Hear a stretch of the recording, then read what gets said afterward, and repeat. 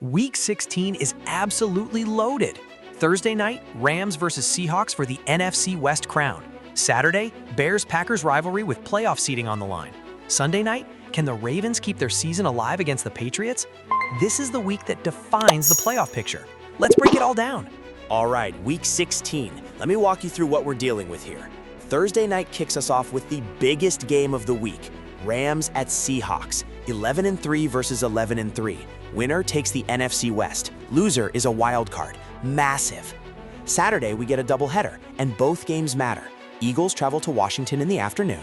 Then at night, Packers at Bears. Oh man, this one's huge. Green Bay just lost Micah Parsons for the season. Chicago jumped into first place in the NFC North. This rivalry game just got even more important. Sunday is packed, 14 games across 3 windows. Early slate highlights, Bucks at Panthers, both 7-7 fighting for the NFC South. Bills at Browns, Buffalo trying to chase down New England. And the Chiefs, they're done, eliminated, playing at Tennessee. Late window is where it gets interesting. Jaguars at Broncos, can Bo Nix clinch the AFC West? Steelers at Lions, 8-6 versus 8-6, playoff positioning, and you know I'll be watching that one closely. Sunday night, Patriots at Ravens. New England leads the AFC East by 1 game. Baltimore is 7-7. Their season is on the line. Desperate team at home on Sunday Night Football, that's dangerous. And we close it out Monday with Niners at Colts. San Francisco is rolling, 10-4, 4-game win streak. Indianapolis, they're on life support at 8-6. So that's Week 16, but we're going deep on 4 games. The Rams-Seahawks slugfest Thursday night, Bears-Packers without Parsons on Saturday, Patriots-Ravens desperation game Sunday night, and Niners-Colts to close it out Monday. Division titles, playoff spots, season-defining moments. This is December football, baby. Let's dive into game number 1. Los Angeles Rams, 11-3. Seattle Seahawks, 11-3. NFC West title, number 1 seed in the NFC, first round bye. All of it is on the line Thursday night. The Rams are rolling. They clinched a playoff spot in Week 15 with that 41-34 shootout win over Detroit. Matthew Stafford is playing MVP-level football. Puka Nacua had 181 yards last week. This offense is unstoppable right now. The Rams beat the Seahawks back in Week 11. They hold the head-to-head tiebreaker. Seattle barely escaped Week 15. Phillip Rivers almost pulled off the upset for the Colts. The Seahawks needed a game-winning field goal drive with 18 seconds left. Sam Darnold is having a career resurgence, but this defense has been shaky lately. Here's the key. Can Seattle's pass rush get to Matthew Stafford? The Seahawks need pressure. They need to force turnovers, because if you let Stafford sit back there and pick you apart with Puka Nacua, Kupp, and that receiving core, it's over. On the flip side, can the Rams stop the run?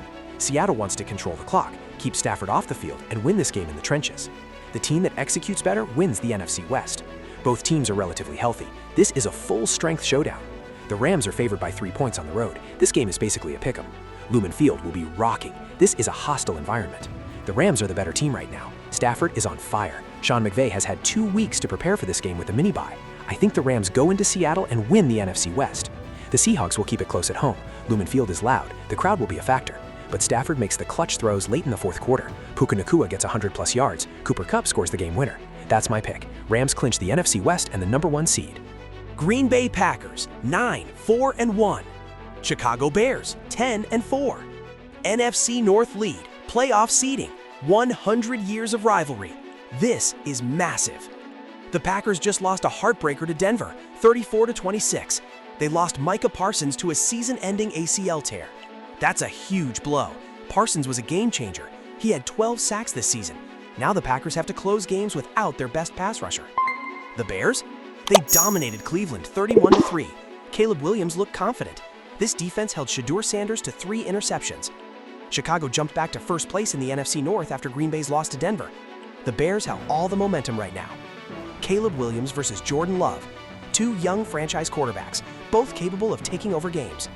Williams has been up and down this season, but when he's on, he looks like a star. The question is, can he handle the pressure of a division rivalry game at Soldier Field in December? Jordan Love has been elite.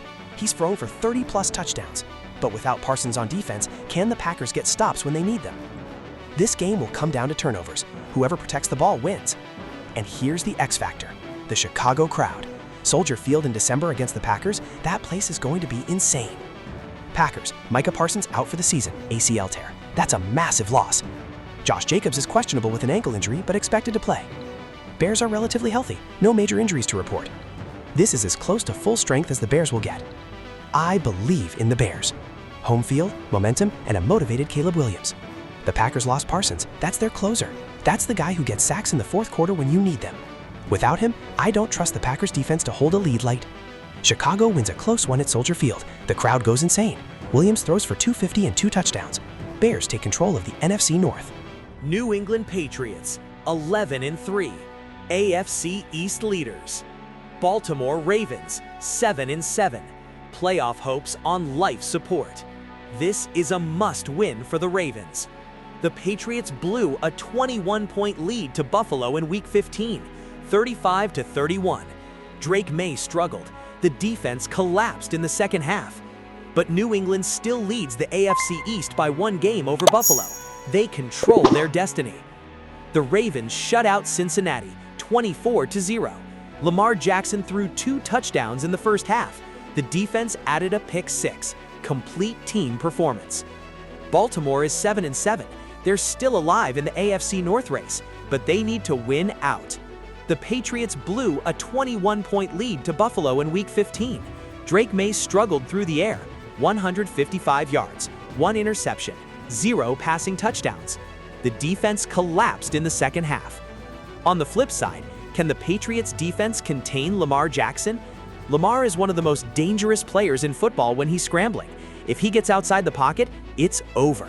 The Patriots need to keep him in the pocket and force him to be a traditional passer. I'm taking the Ravens. Desperate team at home on Sunday Night Football. Lamar Jackson playing for his playoff life. The Patriots are good, but I think the pressure gets to Drake May. The rookie makes mistakes. Baltimore's defense creates 2 turnovers. Lamar runs for a touchdown. The Ravens pull off the upset. Baltimore keeps their playoff hopes alive. San Francisco 49ers, 10-4, NFC playoff contenders. Indianapolis Colts, 8-6, long shot playoff hopes. And Philip Rivers gets another start at 44 years old. The 49ers are on a 4-game win streak. Brock Purdy is back to playing elite football. This defense held opponents to single digits in 2 of their last 3 games. San Francisco is 10-4. They're lurking in the NFC West race, behind the Rams and Seahawks. The Colts lost to Seattle in Week 15 despite Philip Rivers' return, 18-16. Rivers threw 1 touchdown, 1 interception. But here's the thing, Rivers looked good for a 44-year-old. He made throws, he moved the pocket, he showed he can still play. And now he's getting another start on Monday Night Football. Brock Purdy versus Philip Rivers, one of the league's best young quarterbacks against a 44-year-old grandfather making a comeback.